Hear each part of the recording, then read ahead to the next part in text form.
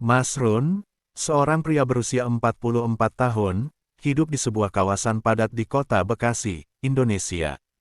Ia dikenal sebagai pedagang nasi di warung kecilnya, yang terletak di sudut jalan yang ramai. Setiap pagi, sebelum matahari terbit, Masrun sudah bangkit dari tidurnya. Suara khas ayam berkokok dan deru kendaraan yang mulai ramai menjadi latar belakang rutinitasnya. Ia adalah sosok yang sederhana, dengan wajah yang dipenuhi garis-garis kerutan akibat kerja keras dan beban hidup yang terus-menerus menimpanya. Warung nasi yang dikelolanya hanya bisa dibilang kecil dan sederhana, dengan beberapa meja kayu dan atap yang sudah mulai bocor. Masrun berusaha memberikan yang terbaik untuk pelanggan setianya, meskipun pendapatan yang ia dapatkan tak pernah mencukupi kebutuhan keluarganya. Istrinya, Siti, seringkali membantu di warung, tetapi penghasilan mereka tetap jauh dari kata cukup. Mereka memiliki seorang anak laki-laki, Budi, yang baru berusia 7 tahun. Budi adalah sumber kebahagiaan bagi Masrun, tetapi juga menjadi pengingat akan semua kesulitan yang mereka hadapi. Kehidupan Masrun dipenuhi dengan perjuangan. Setiap hari, ia berusaha keras untuk mencari ikan di sungai dekat rumahnya, berharap bisa mendapatkan hasil yang lebih baik untuk makanan keluarganya. Namun, hasil pancingannya selalu sedikit, dan seringkali ia pulang dengan tangan hampa. Rasa frustrasi dan keputusasaan mulai menggerogoti hatinya. Ia merasa terjebak dalam rutinitas yang tidak ada habisnya, berjuang untuk memenuhi kebutuhan dasar, tetapi selalu merasa kekurangan. Belakangan ini, Masrun merasakan tekanan yang semakin besar. Ia baru saja kehilangan Budi yang terserang penyakit mendadak. Kehilangan itu membuatnya hancur, dan ia merasa seolah-olah hidupnya tidak berarti lagi. Setiap sudut rumah mengingatkannya pada tawa dan kebahagiaan yang pernah ada. Siti, istrinya, juga tampak berduka, dan Masrun merasa tidak berdaya melihat istrinya yang semakin terpuruk. Dalam keadaan putus asa, Masrun mulai mencari cara untuk mengubah nasibnya. Ia sering mendengar cerita dari pelanggan tentang orang-orang yang berhasil kaya dengan cara yang tidak biasa. Suatu malam, saat duduk sendiri di warung, ia mendengar percakapan dua orang yang membahas tentang pesugihan. Mereka bercerita tentang seseorang yang bisa memberikan kekayaan dalam sekejap, dengan imbalan yang sangat tinggi. Masrun merasa tergerak. Dalam benaknya, ia mulai membayangkan kehidupan yang lebih baik, di mana dia tidak lagi harus berjuang setiap hari untuk makan. Ia membayangkan bisa memberikan kehidupan yang layak bagi Siti, dan mungkin bisa menggantikan sosok Budi yang hilang. Namun, rasa ingin tahunya dibalut dengan ketakutan. Ia tahu bahwa jalan menuju kekayaan seringkali berliku dan berbahaya. Keesokan harinya, Masrun memutuskan untuk mencari tahu lebih banyak tentang pesugihan. Di dalam hatinya, ada pertarungan antara harapan dan ketakutan. Ia ingin memperbaiki hidupnya, tetapi pada saat yang sama, ia tidak ingin terjerat dalam sesuatu yang gelap. Namun, semakin ia berpikir, semakin besar rasa putus asanya. Ia merasa seolah tidak ada pilihan lain. Hidup Masrun adalah gambaran nyata dari banyak orang yang terjebak dalam kemiskinan, yang berusaha mencari jalan keluar dalam keadaan sulit. Dengan harapan yang semakin menipis, Masrun bersiap untuk mengambil langkah yang akan mengubah hidupnya selamanya. Dia tidak tahu bahwa keputusan ini akan membawanya ke jalur yang sangat berbahaya dan menakutkan, yang akan mengguncang seluruh kehidupannya. Setelah semalaman merenungkan kata-kata tentang pesugihan, Masrun bertekad untuk mencari tahu lebih lanjut. Keesokan paginya, ia pergi ke warung dengan rasa cemas yang membebani pikirannya. Sambil melayani pelanggan, ia mendengarkan setiap percakapan, berharap menemukan petunjuk tentang dukun yang bisa membantunya. Hari demi hari berlalu, dan akhirnya, Masrun mendengar dari seorang pelanggan setia tentang Nenek Sinta, seorang dukun yang tinggal di ujung jalan. Dikenal sebagai wanita tua yang memiliki kemampuan luar biasa, Nenek Sinta konon bisa memberikan kekayaan kepada siapapun yang bersedia mengikuti ritualnya. Namun, di balik semua itu, ada harga yang harus dibayar. Rasa ingin tahunya semakin mendalam, dan keputusasaannya mendorongnya untuk mencari alamat Nenek Sinta. Setelah mengumpulkan keberanian, Masrun berjalan menuju rumah Nenek Sinta. Jalanan menuju rumahnya cukup sepi, dikelilingi oleh pepohonan rindang yang membuat suasana terasa lebih misterius. Saat memasuki halaman rumah itu, Masrun merasakan aura yang aneh. Di depan rumah, terdapat berbagai sesaji dan patung-patung kecil yang tampak usang, seolah-olah menunggu untuk digunakan dalam ritual. Begitu menginjakkan kaki di teras, pintu terbuka dengan sendirinya. Nenek Sinta, dengan rambut putih panjang yang terurai dan mata yang tajam, menyambutnya. Ada sesuatu yang menakutkan namun menarik tentang sosoknya. Masrun merasa jantungnya berdegup kencang, tetapi ia tahu ini adalah langkah yang harus diambil untuk mengubah nasibnya. "Masrun, aku sudah menunggu kedatanganmu," kata Nenek Sinta dengan suara serak, seolah-olah dia bisa membaca isi hatinya. Masrun terkejut, tetapi ia tidak bisa mundur sekarang. Ia menjelaskan tentang keinginannya untuk mendapatkan kekayaan demi keluarganya. Nenek Sinta mendengarkan dengan seksama, dan wajahnya menunjukkan ekspresi yang sulit dibaca.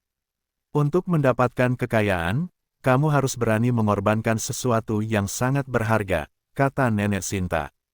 "Makhluk gaib akan memberikan apa yang kau inginkan, tetapi ingat, setiap tindakan memiliki konsekuensi." Masrun merasa berat saat mendengar kalimat itu. Dalam benaknya, terbayang sosok Budi, anaknya yang hilang. Ia berjuang melawan rasa bersalah yang muncul, tetapi tekanan kehidupan membuatnya merasa tidak ada pilihan lain. Ia mengangguk pelan, bertekad untuk melanjutkan meskipun hatinya dipenuhi keraguan. Nenek Sinta kemudian menjelaskan tentang ritual yang harus dilakukan. Masrun diminta untuk membawa beberapa benda mistis dan sesaji yang akan digunakan dalam upacara. Ia harus menyiapkan foto lama anaknya, beberapa benda yang pernah dimilikinya, dan makanan tertentu sebagai persembahan. "Malam ini, kita akan mengadakan ritual di lapangan kosong dekat sini. Pastikan semua benda itu lengkap," katanya. Perasaan campur aduk menyelimuti Masrun. Ia merasa terjebak antara harapan dan ketakutan. Dalam perjalanan pulang, pikirannya berkecamuk. Masrun merenungkan apa yang telah ia putuskan. Apakah ia benar-benar bersedia mengorbankan benda-benda berharga demi kekayaan? Ia tahu bahwa keputusan ini bukanlah hal yang sepele. Setibanya di rumah, Masrun menemukan Siti sedang mempersiapkan makan malam. Melihat wajah istrinya yang lelah, hatinya terasa semakin berat. Ia ingin berbagi rencananya, tetapi rasa takut akan reaksi Siti membuatnya terdiam. Ia merasa sendirian dalam beban ini, dan harapan akan kekayaan yang cepat menjadi satu-satunya cahaya di ujung terowongan gelap yang ia jalani. Malam itu, Masrun tidak bisa tidur. Ia terjaga, memikirkan semua yang telah terjadi. Bayangan Budi terus menghantuinya, dan dalam mimpinya, ia melihat anaknya tersenyum, seolah mengingatkan bahwa kebahagiaan sejati tidak bisa dibeli. Namun, keputusasaannya untuk mengubah hidupnya mengalahkan segalanya. Dengan tekad bulat, Masrun memutuskan untuk melanjutkan rencana ritualnya. Ia mengumpulkan semua benda yang diminta Nenek Sinta, dan di tengah malam, saat sinar bulan purnama menerangi langit, ia bersiap untuk menghadapi jalan yang akan mengubah hidupnya selamanya. Dalam kegelapan malam, harapan dan ketakutan bercampur aduk, dan Masrun tahu, langkah ini bisa membawanya ke jurang yang tak terduga. Malam yang ditunggu akhirnya tiba. Masrun berdiri di depan cermin, menatap refleksinya dengan rasa cemas. Hatinya berdebar-debar, dan pikirannya dipenuhi dengan campuran harapan dan ketakutan. Ia telah menyiapkan semua benda yang diminta Nenek Sinta, foto Budi, mainan kecil yang pernah dimiliki anaknya, dan sesaji berupa nasi, ikan, serta buah-buahan. Semuanya disusun rapi di dalam keranjang yang dibawanya. Dengan langkah berat, Masrun meninggalkan rumah. Jalan setapak menuju lapangan kosong terasa lebih panjang malam itu. Suasana malam yang sunyi membuatnya merasa seolah-olah ia sedang berjalan menuju takdir yang tidak pasti. Setiap langkahnya disertai dengan suara detak jantung yang menggema di telinganya. Sesampainya di lapangan kosong, Masrun menemukan Nenek Sinta sudah menunggu. Wanita tua itu berdiri di tengah lingkaran lilin yang menyala, menciptakan suasana yang mistis dan menakutkan. Angin malam berhembus lembut, seolah mengantarkan sesuatu yang tidak terlihat. Nenek Sinta memberi isyarat agar Masrun mendekat. Siapkan semua benda ini di sini, katanya, menunjuk ke tanah yang telah dibersihkan. Masrun dengan patuh menyusun semua benda di tengah lingkaran lilin. Ia merasakan getaran aneh di udara, seolah makhluk gaib sudah hadir, menunggu ritual dimulai. Nenek Sinta mulai mengucapkan mantra dalam bahasa kuno yang tidak dipahami Masrun. Suaranya terdengar serak dan menggema, seolah memanggil kekuatan dari alam gaib. Masrun berdiri di sampingnya, merasakan keringat dingin mengalir di punggungnya. Ia menutup matanya sejenak, berdoa dalam hati agar ritual ini membuahkan hasil. Setelah beberapa saat, Nenek Sinta membuka matanya dan menatap Masrun dengan intens. Sekarang, kau harus mengorbankan sesuatu yang sangat berharga. Ingat, makhluk gaib ini membutuhkan sesuatu untuk membalas permohonanmu, katanya. Dengan jantung berdebar, Masrun mengeluarkan foto Budi dari keranjang. Ia mengingat senyuman anaknya, dan rasa sakit di dalam hatinya kian mendalam. Namun, ia tahu, ini adalah satu-satunya cara untuk mendapatkan kekayaan yang selama ini diimpikannya. Tangan Masrun bergetar saat ia meletakkan foto itu di tengah lingkaran lilin. Mulailah ritual pengorbanan, perintah Nenek Sinta, sambil mengambil beberapa benda lain dan menambahkan sesaji di sekeliling foto. Ia kemudian mengambil sebuah pisau kecil yang berkilau di bawah cahaya bulan. Masrun menahan napas, merasakan ketegangan yang semakin mencekam. Ketika Nenek Sinta mulai mengiris beberapa buah sebagai bagian dari sesaji, Masrun merasa ada sesuatu yang bergerak di sekeliling mereka. Suara angin berhembus kencang, dan lilin-lilin mulai bergetar. Dalam hatinya, ia berdoa agar makhluk gaib yang diminta datang dan mendengarkan permohonannya. Tiba-tiba, suasana menjadi gelap. Bulan yang semula bersinar terang tertutup awan gelap yang bergerak cepat. Masrun merasa ada kehadiran yang tidak terlihat, dan hawa dingin mulai menyelimuti mereka. Dalam kegelapan itu, ia mendengar suara-suara samar yang membisikkan namanya, membuatnya merinding. Datanglah, wahai makhluk gaib, Nenek Sinta melanjutkan mantra, suaranya semakin keras dan tegas. Kami memanggilmu untuk memberikan kekayaan kepada Masrun. Terimalah persembahan kami. Suara bisikan itu semakin jelas, berputar-putar di sekeliling Masrun, membuatnya merasa terjebak dalam dunia lain. Ia merasakan ketegangan yang semakin meningkat, seolah makhluk gaib sedang mempertimbangkan tawarannya.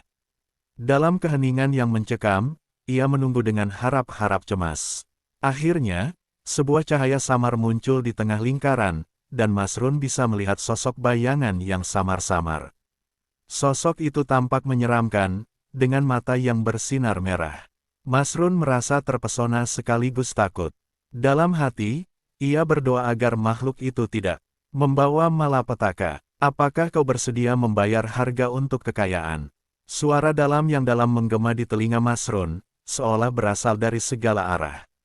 Ia tidak bisa menjawab, hanya bisa mengangguk pelan, dan dalam detik berikutnya, sosok itu menghilang dalam sekejap. Nenek Sinta tampak puas. Kekayaan akan segera datang, tetapi ingat, semua ini ada harganya, katanya sambil tersenyum sinis. Masrun hanya bisa terdiam, merasakan beban yang semakin berat di pundaknya.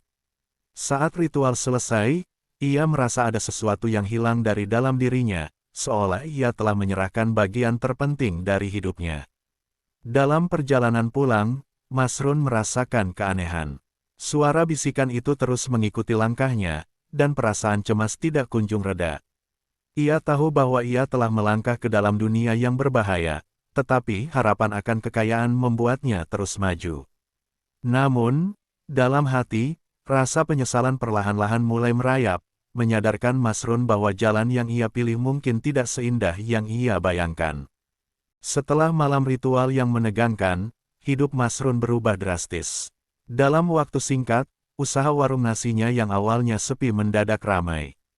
Pelanggan berdatangan, dan pendapatan mulai mengalir deras. Masrun tidak bisa mempercayai apa yang terjadi. Dalam sebulan, ia mampu membeli peralatan dapur yang lebih baik, memperbaiki warungnya, dan bahkan membeli bahan makanan yang lebih berkualitas. Keluarganya terlihat lebih bahagia, dan senyum Siti, istrinya, membuat hatinya terasa hangat. Namun, di balik kemewahan yang baru dirasakannya, ada bayang-bayang gelap yang mengintai. Masrun mulai merasa terasing dari kehidupannya yang sebenarnya. Meskipun warungnya ramai, ia tidak bisa menghilangkan rasa cemas yang terus menggerogoti batinnya. Ia sering terbangun di tengah malam, mendengar bisikan samar yang memanggil namanya, mengingatkannya pada ritual yang telah dilakukan. Kekayaan yang diraihnya tidak hanya membawa kebahagiaan. Ia melihat teman-temannya yang dulu berjuang bersamanya kini tampak iri dan penuh rasa curiga. Masrun mulai menjauh dari mereka, terjebak dalam dunia barunya yang penuh dengan kesenangan. Ia membeli barang-barang yang tidak perlu dan menghabiskan uang untuk hal-hal yang tidak memberi makna. Setiap kali ia melihat cermin, bayangan dirinya menjadi semakin asing. Di sisi lain, Siti, istrinya, mulai merasa ada yang tidak beres. Ia merasakan ada perubahan dalam sikap Masrun. Suatu malam saat mereka duduk bersama, Siti menatap Masrun dengan cemas. "Masrun, apa yang terjadi padamu? Kenapa kamu jadi berbeda?" "Aku merasa ada sesuatu yang mengganggu," tanyanya dengan nada khawatir. Masrun tersenyum, berusaha meyakinkan istrinya. "Tidak ada yang perlu dikhawatirkan, Siti. Kita hanya beruntung sekarang. Semua akan baik-baik saja," jawabnya, meskipun dalam hati, ia merasa semakin tertekan. Ia tahu bahwa kekayaan ini memiliki harga, tetapi keinginan untuk mempertahankannya membuatnya terus berjuang. Semakin lama, Masrun merasakan tekanan dari makhluk gaib yang telah memberinya kekayaan. Dalam mimpinya, ia sering melihat sosok bayangan yang sama dari ritual malam itu. Makhluk itu tidak pernah berbicara, tetapi kehadirannya selalu membuat Masrun merasa tertekan. Suara bisikan yang mengingatkannya pada pengorbanan yang telah dilakukannya semakin sering terdengar. Suatu malam, saat Masrun pulang dari warung, ia melihat sekelompok anak-anak bermain di jalan. Mereka tertawa dan berlari, dan dalam sekejap, bayangan Budi muncul di benaknya. Rasa rindu dan penyesalan membuat air matanya mengalir tanpa bisa ditahan. Ia merasa kehilangan yang mendalam, dan kebahagiaan yang didapatkan terasa hampa. Dalam pandangannya, semua yang telah ia capai tidak ada artinya jika tidak bisa berbagi dengan anaknya.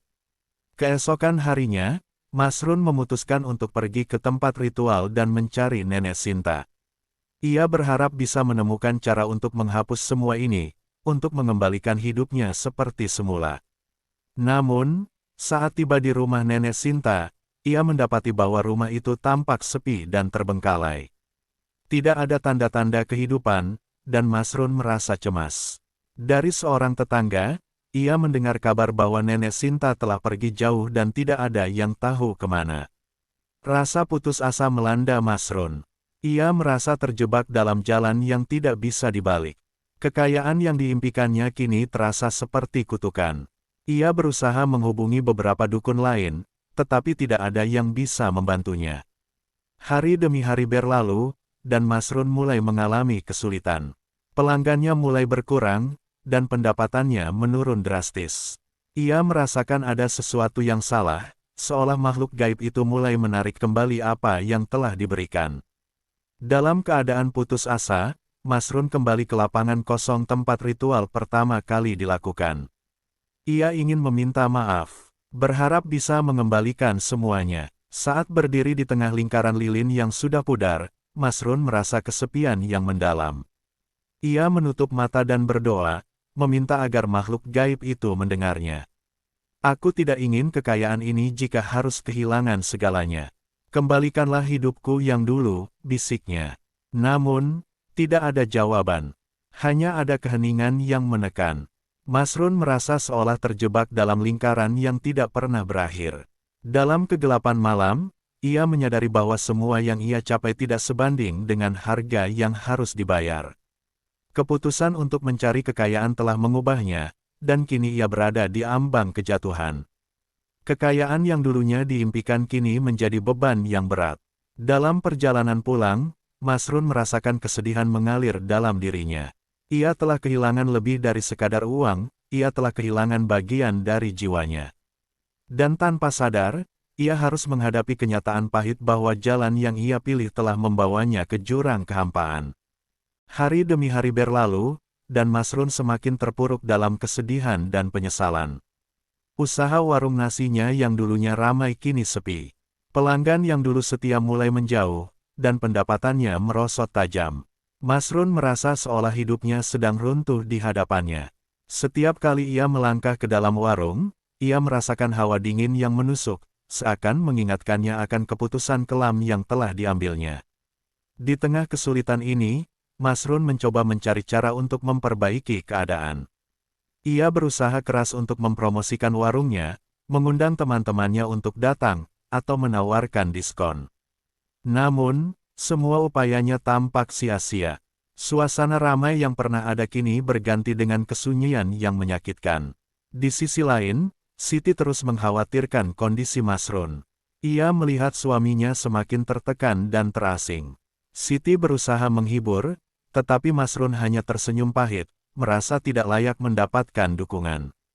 Suatu malam, ketika Masrun terbangun dari tidur yang gelisah, ia merasakan kehadiran yang familiar. Suara bisikan itu kembali, lebih jelas daripada sebelumnya. "Kau sudah berjanji," bisik suara itu. Masrun terbangun dengan jantung berdebar, teringat akan ritual dan pengorbanan yang telah dilakukannya.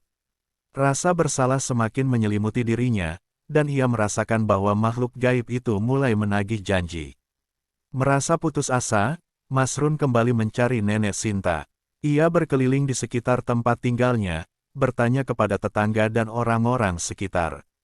Namun, tidak ada yang tahu tentang keberadaan Nenek Sinta. Ketidakpastian ini semakin membuatnya frustrasi. Dalam hati, ia merasa kehilangan satu-satunya harapan untuk mengatasi masalah yang menimpanya. Akhirnya, Masrun memutuskan untuk pergi ke lapangan kosong tempat ia melakukan ritual pertama kali. Dalam keadaan gelap, dengan harapan yang hampir punah, ia berdiri di tengah lingkaran tempat ritual itu dilaksanakan. Ia menatap langit malam yang dipenuhi bintang, berharap menemukan jawaban. "Aku ingin mengembalikan semuanya," ucapnya dalam hati, air mata mengalir di pipinya. "Aku tidak ingin kekayaan ini. Biarkan aku kembali ke hidupku yang dulu." Dengan penuh penyesalan, Masrun berdoa, memohon agar makhluk gaib itu mendengarnya. Namun, suasana malam tetap sunyi. Tak ada tanda-tanda kehadiran makhluk tersebut. Masrun merasa hancur, terjebak dalam kesedihan yang tidak kunjung reda. Dalam keadaan putus asa itu, ia teringat akan sosok Budi, senyuman dan tawa anaknya yang selalu mengisi hidupnya dengan kebahagiaan. Rasa rindu itu semakin menyakitkan, dan ia merasa semakin terasing dari dunia yang pernah ia kenal. Beberapa hari kemudian, Masrun kembali ke rumah.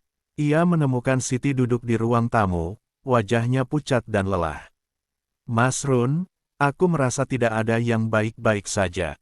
Apa yang sebenarnya terjadi padamu?" tanya Siti, suaranya penuh kekhawatiran.